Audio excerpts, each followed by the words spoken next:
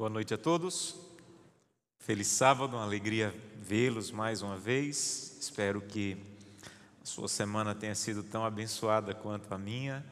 Agradeço muito a Deus por esses dias que estivemos juntos. Foi para mim um privilégio.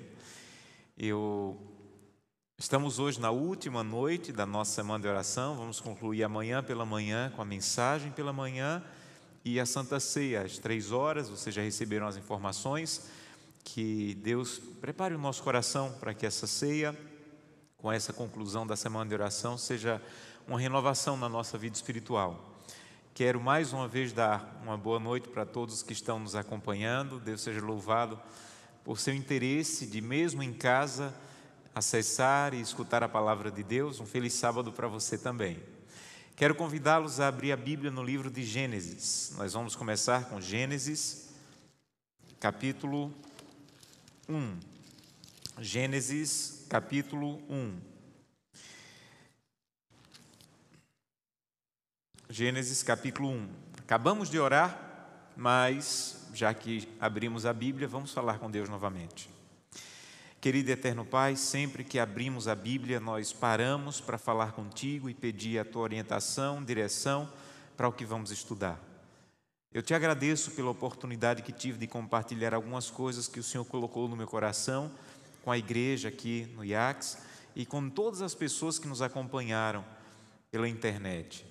E hoje, nessa última noite, nós pedimos que de maneira clara e poderosa, mais uma vez, o Senhor fale ao nosso coração. Que ao final dessa mensagem, decisões venham a ser tomadas e decisões que nos levem firmes em direção à Canaã celestial. Ajuda-nos, Santo Deus, fala ao nosso coração, é o que te pedimos em nome de Jesus, amém. Se você quiser estudar algum tema bíblico de maneira profunda, qualquer tema, você deve começar pelo livro de Gênesis. O livro de Gênesis não é apenas um livro de história, de como começou, dos patriarcas. O livro de Gênesis é também a base de todas as nossas crenças. Você não pode estudar sobre a volta de Jesus sem começar por Gênesis. Você não pode estudar sobre a Trindade sem começar por Gênesis. Você não pode estudar sobre família sem começar por Gênesis. Você não pode estudar sobre a lei de Deus, sobre o santuário. Você não pode estudar qualquer tema bíblico sem começar por Gênesis. O livro de Gênesis é a base das nossas crenças e a partir do livro de Gênesis, tudo que nós entendemos parte do livro de Gênesis, começa no livro de Gênesis. Nós vamos ler capítulo 1, verso 27. Diz assim: criou Deus, pois, o homem à sua imagem. A imagem de Deus o criou, homem e mulher os criou. E Deus os abençoou e lhes disse: sede fecundos, multiplicai-vos, enchei a terra e sujeitai-a. Dominai sobre os peixes do mar, sobre todas as aves do céu, sobre todos os animais que rastejam pela terra. E disse Deus ainda: eis que vos tenho dado todas as ervas que dão semente e se acham na superfície de toda a terra, e todas as árvores em que há fruto e que dá semente, e isso vos será por mantimento. E a todos os animais da terra, e a todas as aves do céu, e a todos os répteis da terra, tudo que há fôlego de vida, toda erva verde, lhe será por mantimento. E assim se fez. Viu Deus tudo quanto fizera, e eis que era muito bom. E houve tarde e manhã, o sexto dia. Uma dica sobre a leitura da Bíblia.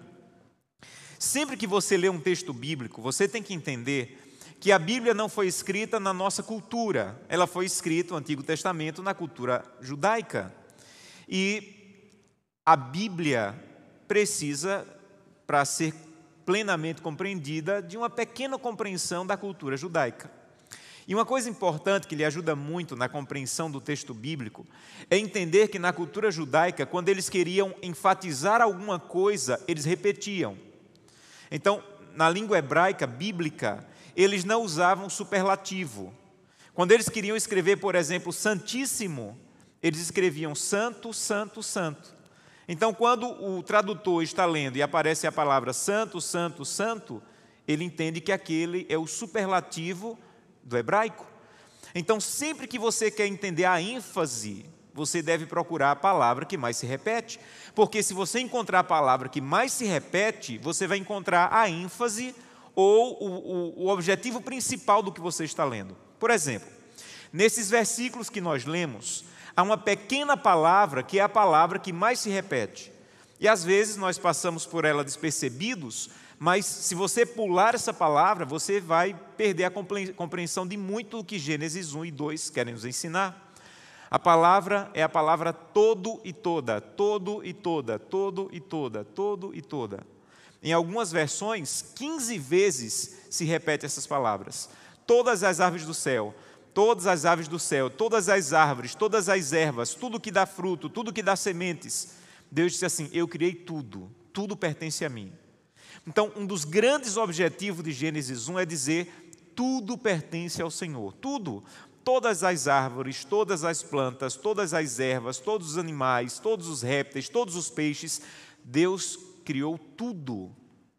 Mas essa palavra também é usada para Deus se referir ao homem e dizer assim: mas tudo que eu criei, tudo que me pertence, eu estou dando para vocês, para Adão e Eva. E aí ele repete tudo de novo. Todas as árvores, estou dando para vocês. Todos os frutos, estou dando para vocês. Todos os animais, estou dando para vocês. Vocês devem dominar sobre tudo. Então, o Criador, o dono de tudo, deu para Adão e Eva tudo que ele criou. Porque esse é o objetivo de Deus. O objetivo de Deus sempre foi plenitude. O objetivo de Deus sempre foi grandiosidade para o homem. Então, se você quiser entender o padrão de Deus para a tua vida, você tem que entender essa palavra: Deus te criou para tudo. Deus te criou para toda a paz, toda a felicidade, toda a vida. Esse era o plano original de Deus. Então, se você quiser saber qual é o plano de Deus para o teu casamento, Gênesis 1 diz: Deus criou você para tudo. Não é apenas todos os animais, é toda a vida, toda a paz, toda a felicidade. Deus não nos criou, meus amigos, para um remendo de casamento. Deus não nos criou para um remendo, para um casamento mais ou menos. Deus não criou para uma família mais ou menos, para uma vida mais ou menos. Deus nos criou para a plenitude. Por isso que se repete tanto a palavra todo, toda, todo, toda. Tudo é de vocês, eu criei e estou dando para vocês. Mas esse Deus que criou tudo, que nos criou para a plenitude e deu tudo para Adão e Eva, está querendo nos ensinar uma lição hoje. Adão e Eva poderiam se considerar os donos do planeta. Eles eram donos de tudo. E mesmo sendo donos de tudo, eles viviam em paz. Então a pergunta a se fazer é a seguinte: como é que alguém pode ser dono do planeta inteiro e viver em paz? Imagina uma pessoa ser dona do planeta inteiro, um casal ser dono do planeta inteiro e viver em paz. Porque Adão e Eva, nesse momento, não brigavam. Imagina. Eles não iam brigar: aquela árvore é minha, aquele animal é meu, aquele passarinho Deus deu foi para mim, não foi para você. Então a pergunta a se fazer é: como é que Adão e Eva eram donos de tudo e viviam em paz? Aí o texto responde, porque o texto diz assim: eles eram a imagem e semelhança de quem? De Deus. Então, se alguém te perguntar como é que alguém consegue ser dono de tudo e viver em paz, a resposta é: se ele for a imagem e semelhança de Deus, ele pode ser dono do planeta inteiro e vai viver em paz como Adão e Eva. Nós somos donos de tão pouco e causamos tanta confusão. Então a pergunta é: como é que Adão e Eva eram donos de tudo? A resposta é: eles eram a imagem e semelhança de Deus. E quando se é a imagem e semelhança de Deus, você pode ter tudo e viver em paz. Mas essa é a resposta bíblica. Mas Satanás começou a dizer outra coisa no universo. Ele começou a dizer: não, eu sei porque Adão e Eva vivem em paz. Eu sei. Porque Deus criou Adão e Eva para serem robôs. Então Adão e Eva funcionam assim. Eles só podem fazer o que Deus quer. Adão e Eva não têm possibilidade de escolher nada diferente do que Deus quer. Então Adão e Eva só podem fazer, eles são escravos do bem, eles são escravos da vontade de Deus. Eles não têm a possibilidade de escolher nada diferente do que Deus quer. Eles são escravos. E isso era uma mentira. E para provar que era uma mentira, aconteceu o que está no capítulo 2, verso 16. Para provar para o universo que Adão e Eva eram livres, que Adão e Eva poderiam discordar de Deus, que Adão e Eva tinham possibilidade de fazer o contrário do que Deus queria, Aconteceu o que está no capítulo 2, verso 16. E o Senhor Deus lhe deu esta ordem: de toda, olha a palavra toda novamente aí, de toda árvore do jardim comerás como? Livremente. Mas da árvore do conhecimento do bem e do mal não comerás, porque no dia em que dela comerdes, certamente morrerás. Capítulo 1, quantas árvores Adão e Eva poderiam comer? Os primeiros versículos que nós lemos, quantas árvores? Todas. Poderiam tocar em quantos frutos? Todos. Poderiam fazer piquenique embaixo de quantas árvores? Todas. No capítulo 2, eram todas menos uma. Olha, era fácil. Imagina quantas milhares de árvores existiam. Eles poderiam comer de todas, menos de uma. Mas aí nós conhecemos a tragédia do capítulo 3, verso 1. Mas a serpente, mais sagaz que todos os animais selváticos que o Senhor Deus tinha feito, disse à mulher: foi assim que Deus disse que você não pode comer de toda a árvore do jardim? Olha a palavra toda aí de novo. Respondeu então a mulher: dos frutos das árvores do jardim podemos comer, mas do fruto da árvore que está no meio do jardim, disse Deus, dela não comereis, nem tocareis, para que não morrais. Então a serpente disse à mulher: é mentira de Deus, Eva, é mentira, é certo que não morrereis, porque Deus sabe que no dia em que dela comerdes, vossos olhos se abrirão, e como Deus sereis conhecedores do bem e do mal. Pastor, eu já conheço essa história, mas o que é que ela tem a ver comigo? Deixa eu te explicar. O tempo mudou, mas o argumento que Satanás usa para tentar nos destruir, esse não mudou. Satanás mudou em maldade ao longo das eras, em muitos aspectos. Mas o argumento para nos destruir continua o mesmo, porque continua funcionando. É o mesmo argumento que ele usou para Adão e Eva aqui, para Eva nesse caso. Qual era o argumento? O argumento era o seguinte: Eva, não adianta ter todas as árvores desse jardim se você não tiver essa. Se você não tiver tudo, inclusive o que Deus disse que você não poderia ter, você não vai ser feliz. Eva, você só vai ser completa, você só vai ser realizada quando você tiver tudo, inclusive o que Deus disse que você não deveria tocar. Porque o que Deus dá, Eva, não é suficiente. O que Deus te entrega, o que Deus diz que você pode ter, não vai te satisfazer. Agora, quando você tiver tudo, inclusive o que Deus disse que você não deveria tocar, aí você vai ser completa. Gente, o argumento é o mesmo. O mesmo. Querem ver? Há 18 anos atrás, Deus me disse assim: olha, essa aqui vai ser tua esposa, Gleice. Vai ser a mulher da tua vida, é com ela que você vai ser feliz, completo. Sabe o que é que Satanás diz todo dia para um homem casado, para uma mulher casada? É mentira de Deus. Essa aqui não basta. Você tem que ter aquela outra mulher que não é sua esposa. O que Deus deu não basta. O que Deus deu não te completa. O que Deus deu não é completo. Agora, se você tiver aquilo que Deus disse que não tocasse, aí você vai ser feliz. É o mesmo argumento. É o mesmo argumento. O que Deus deu não basta. O que Deus deu não é completo. O que Deus deu não te satisfaz. Então você tem que ter aquilo que Deus disse que você não deveria tocar. É o mesmo argumento. Deus diz assim: olha, a semana pertence a mim. E você pode tocar, trabalhar, correr, fazer. Mas tem um dia que eu não queria que você tocasse nesse dia. A Bíblia diz que é o sábado, de pôr do sol a pôr do sol. Aí sabe o que é que Satanás diz toda semana? É mentira de Deus. Você só vai passar na prova na faculdade se for no sábado. Você só vai poder melhorar no emprego se aceitar a promoção no sábado. É o mesmo argumento. O que Deus deu, não adianta ter 6 dias. 6 dias não são suficientes. Você tem que ter tudo, inclusive o que Deus disse que você não deveria tocar.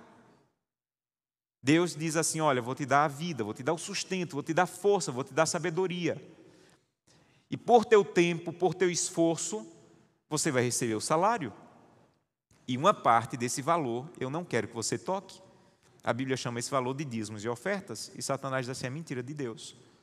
Você só vai prosperar de verdade quando você gastar tudo, quando você usar tudo. Uma parte não basta, você tem que ser dono de tudo. E é nesse ponto que nós não paramos para pensar na seriedade do que aconteceu.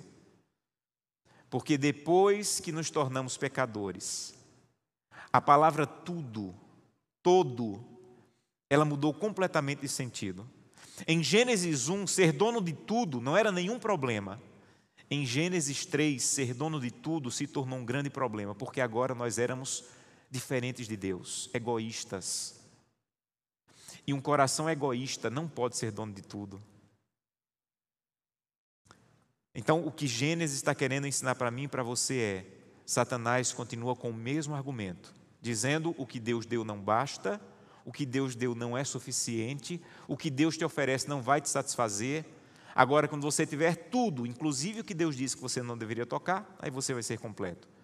E o plano original do inimigo, eu desafio você, ou incentivo você, a ler um livro chamado História da Redenção, um dos livros mais incríveis que eu já li na vida, História da Redenção.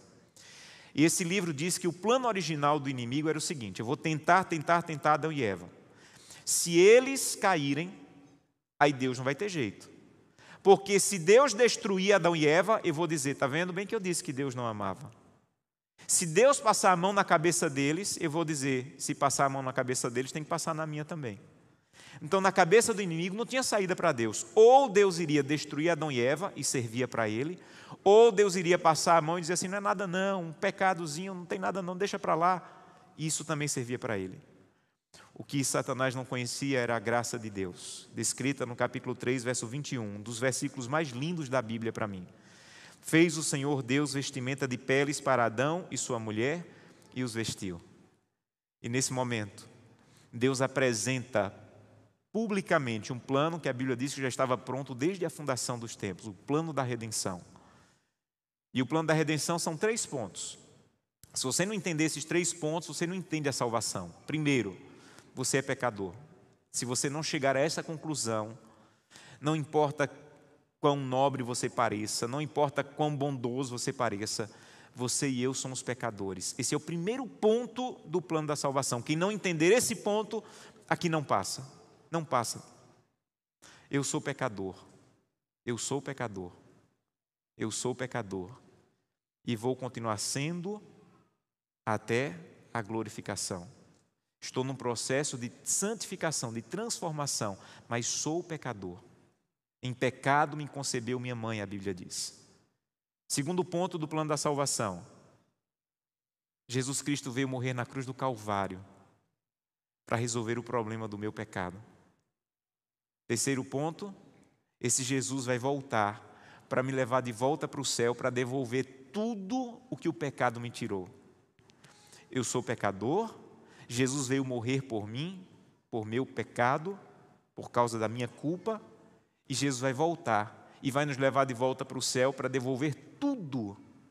Então, Gênesis 1 e 2, meus amigos, não leia só como é a história de Adão e Eva. Gênesis 1 e 2 é a história da sua família quando voltar para o céu. Quando voltarmos para o céu, vamos ser donos de tudo de novo. Todas as árvores, todas as plantas, todos os animais, toda a paz, toda a vida, tudo que o pecado nos tirou em Gênesis 3, Jesus vai voltar para nos devolver quando Ele vier novamente a essa terra. Nós vamos ser donos de tudo de novo. Então a pergunta a ser respondida essa noite é: quantos querem dizer: Jesus, eu aceito o que o Senhor fez por mim no Calvário, e eu quero estar contigo a cada dia, porque eu quero voltar para o céu e ser dono de tudo de novo? Quantos querem isso? Você quer mesmo? Então você está com um problema. E eu também, que levantei a mão. Sabe qual é o problema? O problema é o seguinte: se Jesus voltar hoje e me disser tudo é teu de novo, com o coração egoísta que nós ainda temos, nós vamos causar a maior confusão no céu. Porque um coração egoísta não pode ser dono de tudo. Um coração egoísta não pode ter tudo, porque ele vai causar problema. Se eu voltar para o céu com o coração egoísta que eu ainda tenho, quando Deus disser assim: olha, está aqui a rua de ouro, está aqui a cidade, eu vou procurar uma picareta, tentar arrancar um pedacinho de ouro, botar num saco e procurar onde vender. Porque é isso que um coração egoísta faz. Um coração egoísta não pode morar numa rua de ouro, ele vai causar o maior problema. Quando Jesus voltar e disser assim: olha, você é bem-vindo, você é dono de tudo de novo, eu vou olhar para a harpa e vou dizer: não, não quero essa aqui não, quero a daquele ali que está mais afinada do que a minha. Está aqui a tua casa, na mansão celestial. Não, eu não quero essa não, quero a do meu vizinho que tem um quintal maior. Porque um coração egoísta não pode ser dono de tudo. Ora, se nós somos donos de tão pouco e causamos tanto problema, tanta confusão, imagina se fôssemos donos de tudo. Então deixa eu te dizer uma coisa, não esqueça disso. Nenhum coração egoísta vai poder ver a porta de pérola do céu. Ô pastor, mas quando Jesus voltar ele não vai nos transformar? Vai, de um monte de mazelas. Mas o egoísmo tem que ser arrancado aqui. O egoísmo deve ser arrancado aqui. Porque o egoísmo, meus irmãos, é o pior do pior que o pecado fez conosco. O pior que o pecado fez conosco foi nos tornar egoístas. A base de todos os nossos pecados é o egoísmo. Querem ver? Um homem ou uma mulher sente desejos sexuais por outra pessoa que não a esposa ou o esposo. Aí não quer nem saber o que Deus vai sentir, não quer nem saber o que o esposo vai sentir, não quer nem saber o que os filhos vão sentir, não quer nem saber o que a igreja vai sentir, só vai lá e adultera. Qual é a melhor palavra para descrever essa atitude? Me ajudem. Egoísmo. Eu me encontro numa situação difícil, aí pensa assim, se eu falar a verdade eu me dou mal, mas se eu mentir eu escapo. Então não quero nem saber quem vai se dar mal, contanto que eu escape. Aí vou lá e minto. Qual é a melhor palavra para descrever essa atitude? Egoísmo. O egoísmo está destruindo os casamentos. O egoísmo está destruindo as famílias. O egoísmo está destruindo as relações. Mas o pior que o egoísmo está fazendo é me tirando a possibilidade de voltar para o céu e ser dono de tudo. De ouvir Jesus dizendo, vinde benditos do meu Pai e possuir todo o reino que vos está preparado. Tudo é de vocês. Ah não, pastor, mas no meu casamento o problema não é egoísmo não. O meu problema no casamento é essa mulher que eu estou casado com ela. Então vou deixar essa mulher e vou casar com outra. As estatísticas dizem que 50% dos casamentos estão terminando em divórcio. 70% dos segundos casamentos estão terminando em divórcio. E quase 90% dos terceiros casamentos terminam em divórcio. Sabe o que quer dizer essa estatística? Que a solução não é mudar de terreno, é mudar de semente. Você pode plantar teu casamento em 500 casamentos. Mas se você é egoísta, onde você plantar teu casamento vai nascer egoísmo. Ah não, pastor, a solução, o problema não é egoísmo não. O problema é que a gente está precisando de uma nova lua de mel.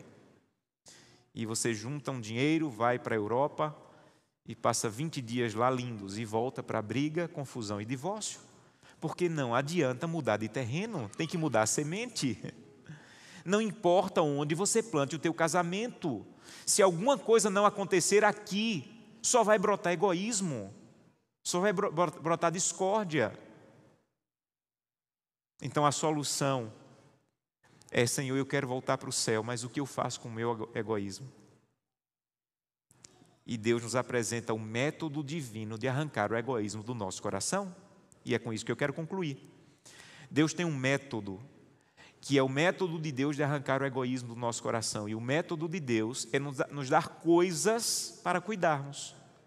E dependendo da maneira como nós cuidamos dessas coisas, Deus vai arrancando o egoísmo do nosso coração, porque não é um trabalho humano, é um trabalho divino em nós. Por exemplo, Deus lhe deu um corpo. E Deus tem aqui na Bíblia as orientações do que comer, de como fazer, do que seguir, de como usar teu corpo. Está aqui. Mas eu digo assim, não, eu não quero fazer do jeito de Deus, eu quero fazer do meu jeito. Sabe o que vai acontecer? Você só vai reforçar o egoísmo no teu coração. Mas quando você diz assim, Senhor, você está na frente de uma mesa cheia de comida, e você pensa assim, se o corpo fosse meu, eu aprendi que o corpo é o templo do Espírito Santo, pertence a Deus, não pertence a mim. Mas se o corpo fosse meu, eu ia comer essa comida toda aqui, ia comer até a tampa da panela. Mas o corpo não pertence a mim, então eu não vou comer do jeito que eu quero, do jeito que me agrada. Eu vou começar a comer do jeito que agrada a Deus. Deixa eu te dizer uma coisa. Quando você começar a comer de um jeito que agrada a Deus, não tem nada a ver com menos câncer, diabetes. É claro que isso vai acontecer, mas um principal objetivo, sabe qual é? Deus vai arrancar o egoísmo do teu coração, porque você para de fazer só do jeito que você quer e começa a fazer do jeito que Deus quer. Eu procuro fazer atividade física regular, mas eu vou ser sincero com vocês, não é porque eu gosto não. Eu gosto é de dormir. Por mim eu ficava dormindo e não ia fazer atividade física. Mas quando eu vou fazer atividade física, eu estou dizendo assim, Senhor, o Senhor é o dono do meu corpo. Por mim, se o corpo fosse meu, eu ficava dormindo. mas eu estou indo fazer atividade física para glorificar o dono do meu corpo. Sabe o que está acontecendo comigo? Não tem muito a ver com engordar ou emagrecer. Isso vai acontecer, é uma boa consequência. Mas um principal objetivo é: Deus está arrancando o egoísmo do seu coração. Deus te deu o teu tempo. O tempo pertence a Deus. Aí Deus diz assim: olha, está aqui 24 horas para você cuidar. Aí você diz assim: olha, se o tempo fosse meu, eu ia virar a noite aqui no Netflix. Mas não é meu, então eu não vou fazer isso. Eu vou usar do jeito que agrada a Deus. Então eu vou dormir cedo, para amanhã acordar cedo, para passar tempo com Deus. Quando você faz isso, sabe o que está acontecendo? Você está deixando de fazer o que te agrada e começa a fazer o que agrada a Deus, e o egoísmo está sendo arrancado do teu coração. Então, cada vez que eu decido seguir o que Deus diz e não agradar o que eu quero, mas agradar o que Deus quer, o egoísmo está sendo arrancado, e mais arrancado, e mais arrancado.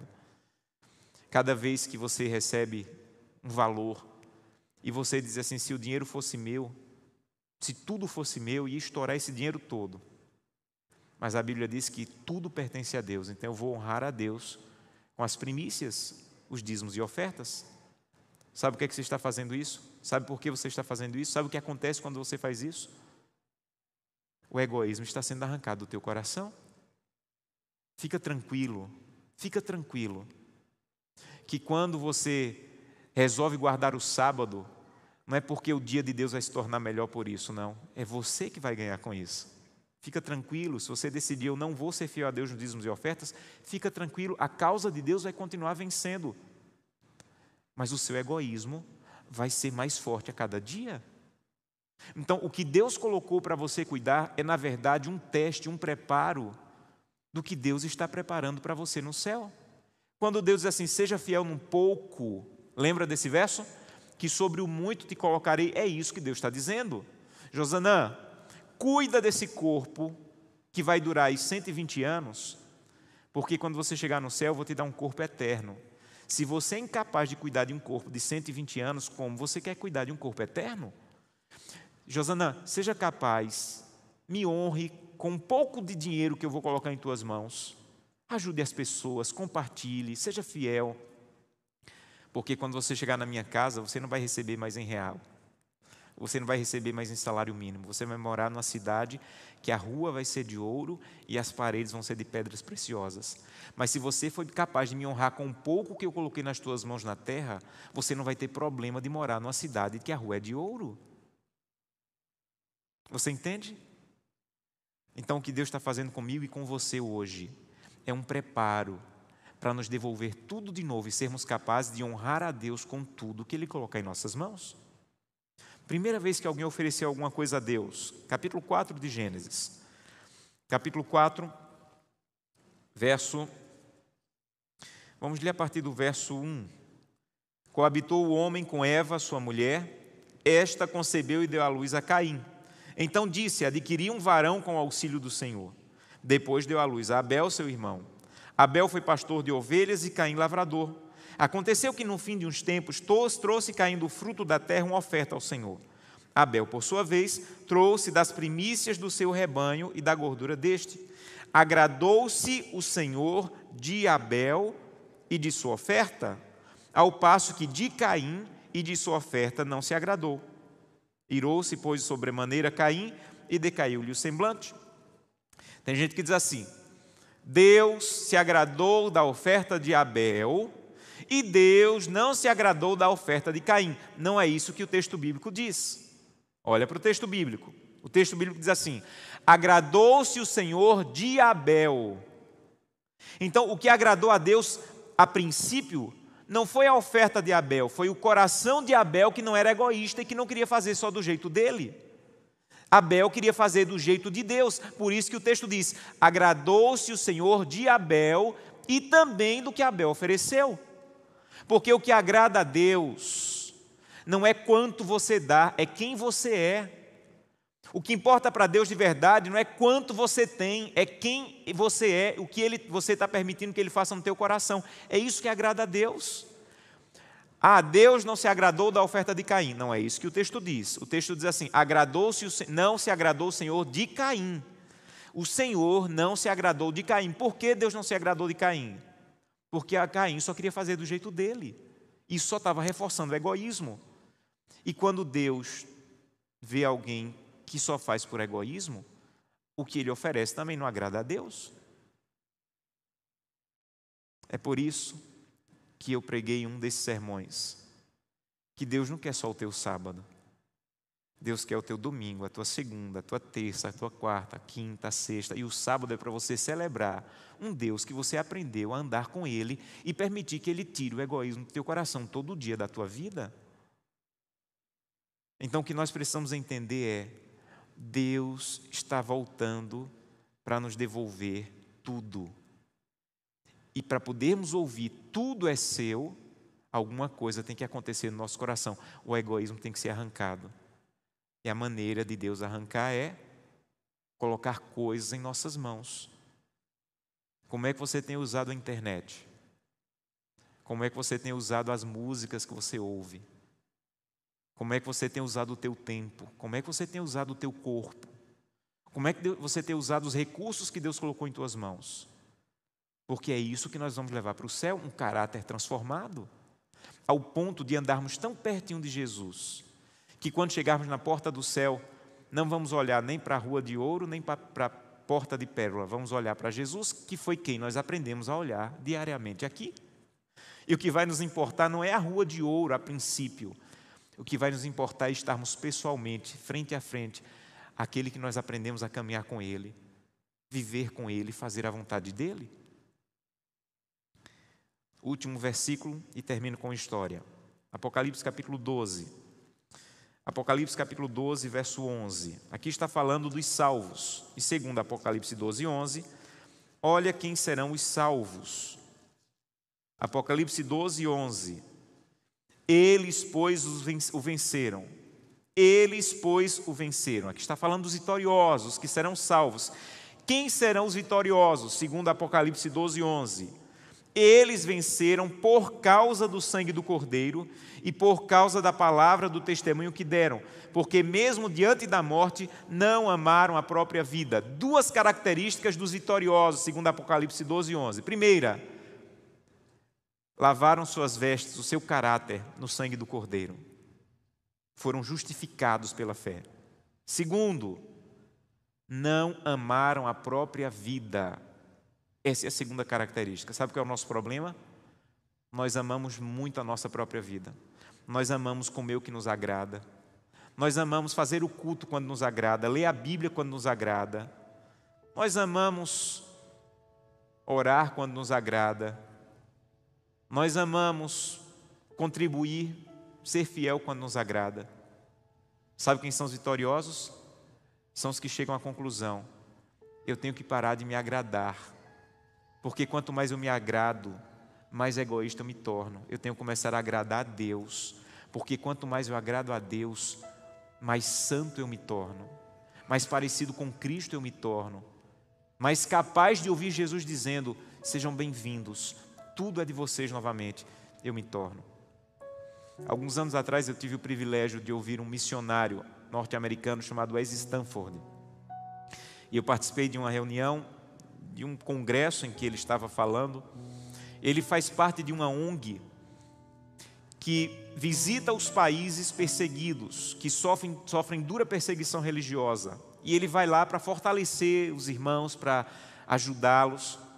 E esse missionário, ele tinha na responsabilidade cuidar ou visitar a Etiópia. A Etiópia passou 13 anos sobre um regime que impediu as igrejas de serem abertas.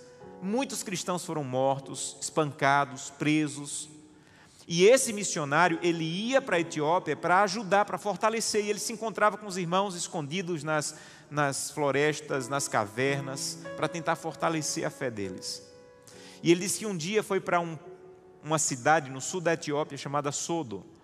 E lá conheceu um pastor chamado Tadessa Assad. E a especialidade desse pastor era pregar nos funerais. Onde tinha um funeral, o pastor Tadessa estava lá levando esperança. E quando a polícia queria saber onde o pastor estava, era só saber onde tinha um funeral na cidade. Eles prendiam o pastor, espancavam o pastor, soltavam o pastor e ele voltava a pregar. Tinha outro funeral, o pastor estava lá de novo. Eles prendiam o pastor, espancavam o pastor, soltavam o pastor e o pastor voltava a pregar. E um dia eles decidiram: nós não vamos mais soltar o pastor Tadesse, agora ele vai ficar preso para que todo mundo desista de seguir Jesus Cristo. E o pastor Tadesse pensou: já que eu vou ficar preso, eu vou pregar aqui na prisão. E levou mais de 20 detentos a Jesus. E os policiais ficaram com tanta raiva que disseram na cidade: nós vamos matar o pastor Tadesse eletrocutado. Mas eles não tinham uma cadeira elétrica. Então eles avisaram na cidade que na praça central da cidade o pastor seria morto. Pegaram fios desencapados, penduraram em uma árvore, levaram o pastor Tadesse, amarraram os fios nos braços dele, começaram um discurso contra o cristianismo, deram 1 minuto para o pastor orar. Alguém iria puxar uma chave, a corrente elétrica iria passar e o pastor seria morto. Mas quando eles puxaram a chave, fumaça e faísca para todo lado, alguma coisa aconteceu, a corrente elétrica não passou e o pastor estava vivo. E eles disseram: olha, nós vamos levar o pastor para a prisão, alguém vai consertar a gambiarra e amanhã, na mesma hora, podem vir, o pastor vai morrer. E o pastor pensou: já que eu vou morrer amanhã, vou passar o dia louvando a Deus, orando. Voltou para a prisão. No outro dia foi trazido, uma multidão maior estava, e esse missionário Wes Stanford estava lá no meio, vendo tudo acontecer. Alguém havia passado a tarde consertando a gambiarra, amarraram novamente o pastor, puxaram a chave para a corrente elétrica passar, os fusíveis da cidade estouraram, novamente a corrente elétrica não chegou, e a multidão começou a fazer barulho e como que querer avançar, e eles amarraram o pastor pela pressão da multidão e disseram: vai embora, vai embora. E esse missionário saiu atrás do pastor e disse: pastor, o que é que o senhor vai fazer? Um homem que passou 2 dias seguidos pela morte, o que é que o senhor vai fazer agora? Para onde é que o senhor está indo? E ele disse assim: eu soube que tem um funeral, eu vou lá pregar. E ele foi acompanhando o pastor Tadesse e disse: pastor Tadesse, eu represento milhões de cristãos na América e nós estamos orando por vocês aqui na Etiópia. E o pastor Tadesse parou, ficou com o rosto sério e disse assim: vocês na América estão orando por nós? Então volte para a América e diga que nós é que estamos orando por vocês. E ele perguntou: mas por que vocês estão orando por nós, se vocês é que estão enfrentando a perseguição? E ele disse: irmão missionário, você está vendo a nossa situação, você está vendo quão sério e quão perigoso é ser um cristão aqui na Etiópia. É tão sério que todo cristão na Etiópia acorda pensando assim: pode ser hoje o meu último dia de vida, pode ser que eu seja descoberto, que eu seja preso, espancado, morto, como vários já foram. Então, como todo cristão na Etiópia acorda, tendo a clara noção que aquele pode ser o último dia de vida, nós passamos o dia em oração, na roça, em casa, o que a gente está fazendo, a gente passa o dia em oração, porque pode ser o último dia de vida. Mas eu soube que na América as coisas vão muito bem, e que tem cristão na América que consegue passar a semana inteira sem orar. É verdade que tem cristão na América que passa o dia inteiro, a semana inteira sem orar? E ele disse assim: é verdade, pastor, é verdade. E ele falou: irmão, você sabe que é proibido se reunir aqui como igreja, mas a gente precisa tanto um do outro, a gente precisa tanto do corpo de Cristo, que mesmo sendo proibido, muitos já tendo sido espancados e até mortos, nós nos reunimos à noite, no escuro, nas florestas, nas catatumbas, nas cavernas, porque nós precisamos do corpo de Cristo, nós precisamos um do outro.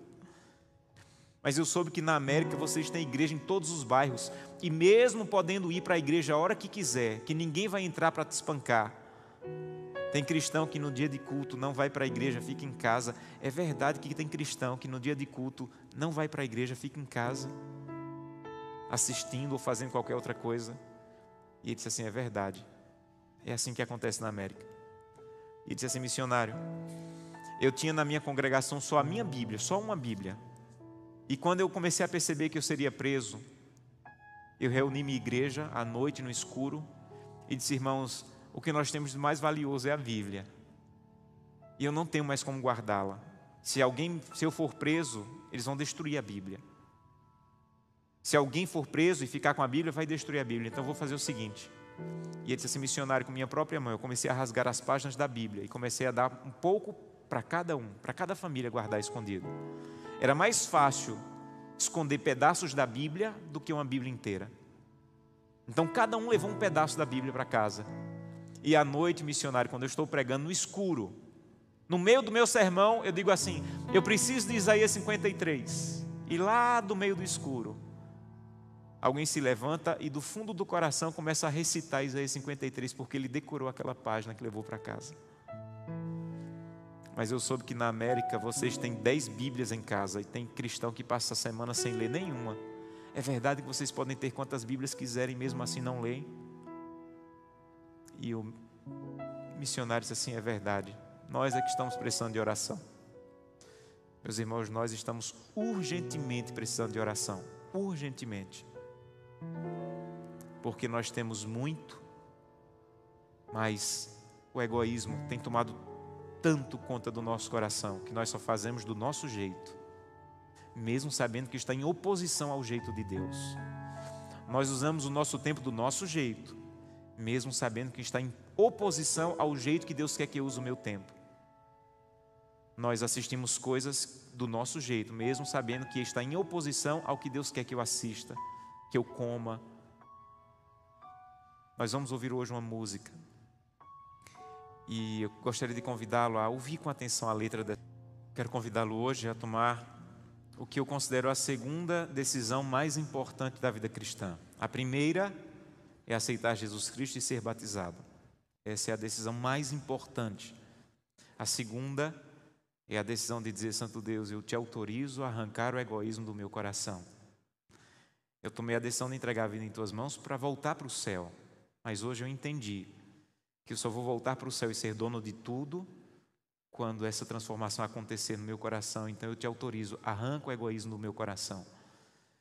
Seja no aspecto do meu corpo, seja no aspecto da maneira como eu namoro, da maneira como eu trato as pessoas, como eu uso o meu tempo, como eu uso os recursos que o Senhor colocou em minhas mãos. Me ajuda, Santo Deus, arranca o egoísmo do meu coração, porque eu quero voltar para o céu e poder ouvir o Senhor dizendo: sejam bem-vindos para ser donos de tudo que o pecado tirou.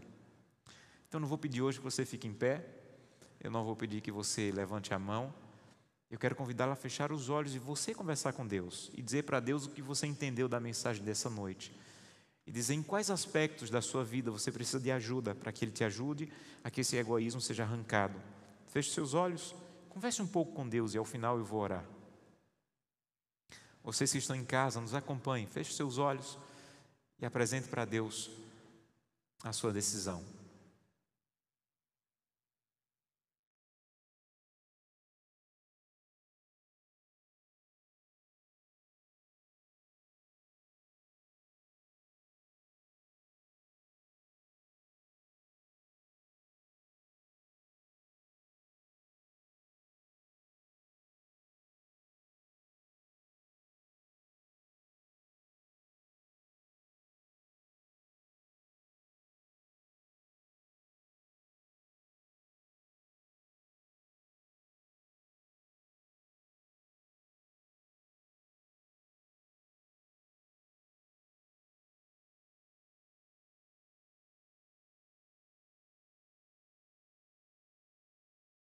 Querido Deus, imagino que hoje nós temos mais de 1000 pessoas conectadas e temos vários aqui e todos ao mesmo tempo falaram contigo. E é impressionante que o Senhor ouviu cada um, cada pedido, cada clamor, cada reconhecimento de que realmente o egoísmo está acabando o casamento, é o egoísmo que está acabando a vida, os relacionamentos. Mas essa noite nós entendemos o pior que o egoísmo está fazendo. Nós te pedimos perdão, Senhor, pela maneira que temos usado o nosso corpo, o nosso tempo, os nossos recursos, os nossos dons. Nos perdoa, nos ajuda a recomeçar, arranca o egoísmo. Nós te autorizamos, por mais que venha a doer, por mais que tenha que haver mudanças em nosso estilo de vida, em nossa maneira de agir, por favor, Santo Deus, arranca o egoísmo do nosso coração, porque nós queremos voltar para o céu e queremos ser donos de tudo o que o pecado nos tirou. Queremos ouvir o Senhor dizendo: vinde benditos do meu Pai. Você foi fiel no pouco. Agora você vai receber o muito que vos está preparado desde a fundação dos tempos. Abençoa-nos, Santo Deus, nos transforma a cada dia, mais e mais. É o que te pedimos, em nome de Jesus. Amém. Que Deus abençoe a todos.